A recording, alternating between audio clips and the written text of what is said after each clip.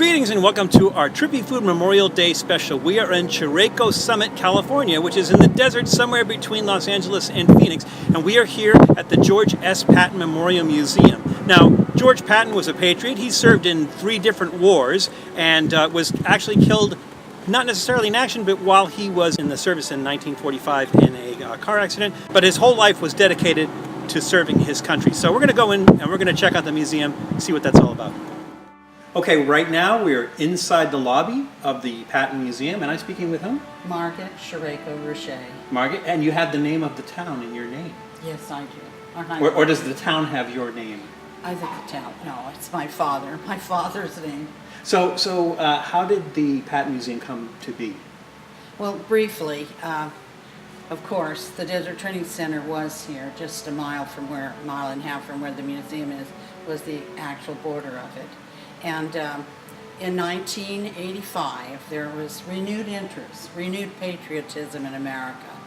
And the BLM, Bureau of Land Management, that owns almost all the territory where the Desert Training Center camps were, because it was transferred back to them after the war. They felt that there needed to be some place as a repository for the artifacts that kept turning up. But there needed to be a place, a secure place, a place that could interpret them and provide the public viewing of these articles and education of what occurred here. And so they put in, the first is the flagpole outside. As you enter, there's a flagpole, a triangular shaped rock monument that the BLM did build and put in. And after that, then a committee was developed. Myself, I had served on the Desert Advisory Council for the BLM, and a young woman named Leslie Cohn from the Bureau of Land Management. I was representing the general public and she was representing the Bureau, and we formed a committee, we formed a nonprofit, and we established a group that would go forward with building a museum. We were able to convince our then Senator Robert Presley to help us secure the Department of Motor Vehicle building at Coachella. And that's what we're standing in. We got it here, then we had to do all the engineering. We found a group, Prager and Stewart from Riverside, that helped us with that. And we got the first buildings in place. But we also then, by that time, had some additional buildings which make up that section. This whole area is 6,000 square feet. Now you mentioned the training camps. So basically, Patton had established these training camps for desert warfare in North Africa. North Africa, to prepare for it. And I'm looking at the topographical map here, and I'm seeing all kinds of little blue signs, which I guess represent where the training camps were? Well, the ones with the flags are all the training camps, the American flags. Number one, it was ideal climate for them to train for North Africa, but it was also had water, which was absolutely paramount to establishing a desert training center. So they were able to just get water from the aqueduct, and the men lived in tents and whatever out in the desert, put up with the snakes and the scorpions, and they trained for North Africa. And the closest camp to here would have been Camp Young? And that was the headquarters. Completed and opened, this first section of 6,000 square feet, opened in 1988, November 11th, which is the day that we always celebrate. It's also General Patton's birthday. As you go through the Chandi West Wing here, which was Kaiser Permanente donated those buildings. They were part of a medical training facility in Ontario. We once again brought them in, and then Mr. Chandi came in and he redid the whole interior. And then we have the Barker Foundation that provided the funding to do the educational interpretive that you will see in there. They're absolutely beautiful, the exhibits. And then as you go out into the exterior, into the pavilion there, which is known as the Master Pavilion, the tanks are fabulous. They're Battlefield Vegas helped us do a tank also, and they cut one, put the turret area in one and the base of the tank, and so that kids can actually climb inside of it. Now the tanks are World War II era and Vietnam. Korea and Vietnam, or just Korea? Korea. Well, we have sort of a smattering, but the ones that are running are the M60s.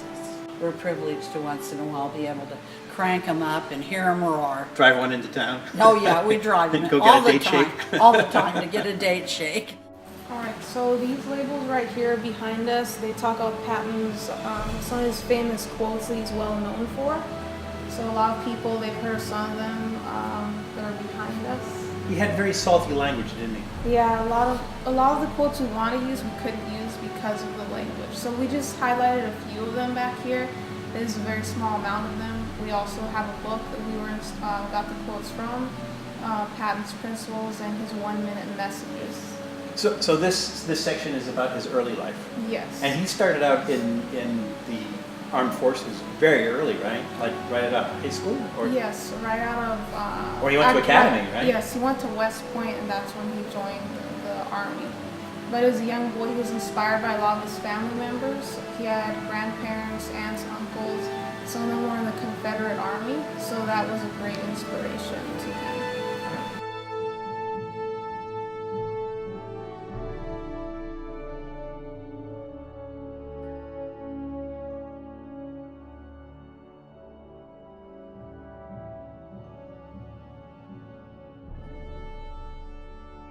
There are a lot of artifacts here from different wars, primarily the First World War and the Second World War. They also have some Korean War objects and even some things from the Mexican-American War. Patton actually fought in all of, actually not in the Korean War because he died in 1945, but he served in the Mexican-American War, he served in the First World War and the Second World War, and so that's why you see a lot of the memorabilia here from those wars.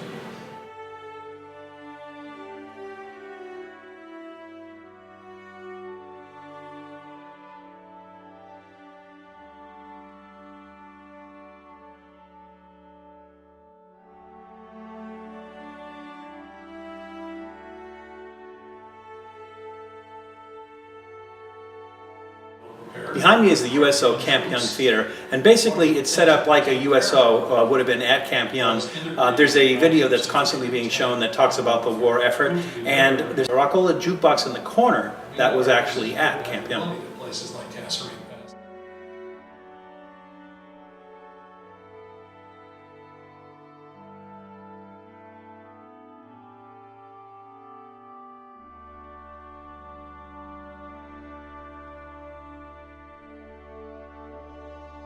In the cases behind me are artifacts of Camp Young, and these were all found locally by people scavenging or doing metal detectors out in the field. Found all these objects that used to be part of Camp Young. This room also has a lot of artifacts from Camp Young and some stories about life in Camp Young.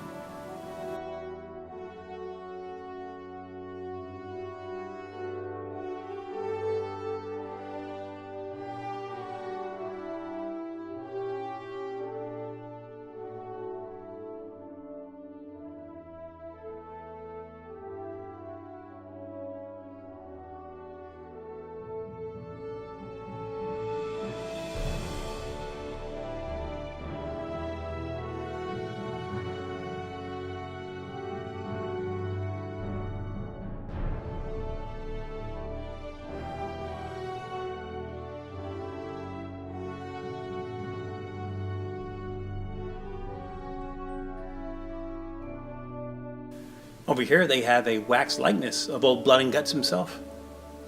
Looks pretty realistic.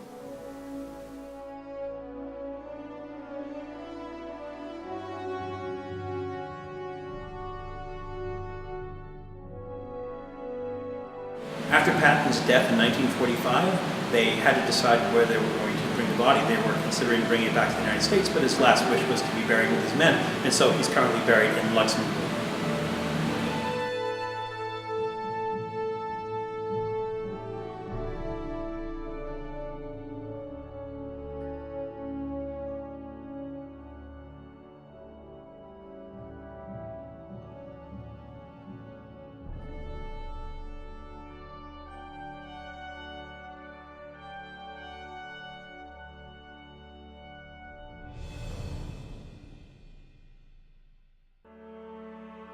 Well, I guess I sort of feel like Patton standing in front of this flag, and I know some of you are saying, well, there doesn't seem to be enough stars there, but keep in mind, 1945, we didn't have Hawaii or Alaska as states.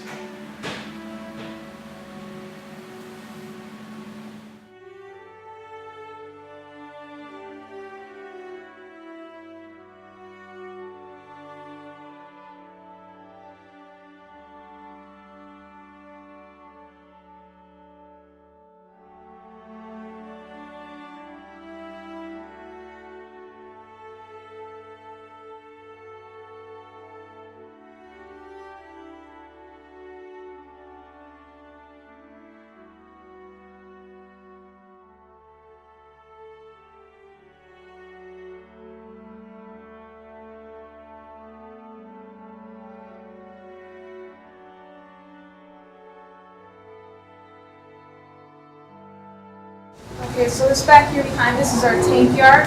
We recently had it landscaped. We made some nice little paths so people could go outside, they could look around. We have a few tanks from World War II. We have the Pershing and the Stuart tank, and then we have some M60s and a Russian riot control tank. So which tanks would Patton have commanded? Mainly the Pershing and the Stuart. The M60s and some of those other tanks, they're more for modern warfare, especially around the Gulf War.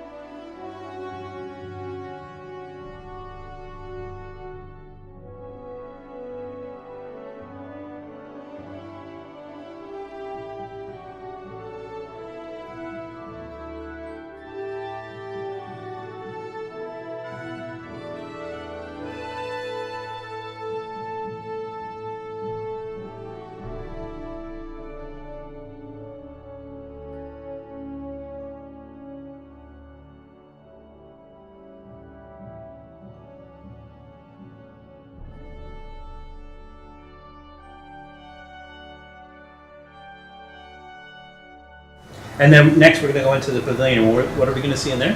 In there we have an M60 that was recently cleaned up or redesigned by Battlefield Las Vegas. They helped sponsor the museum.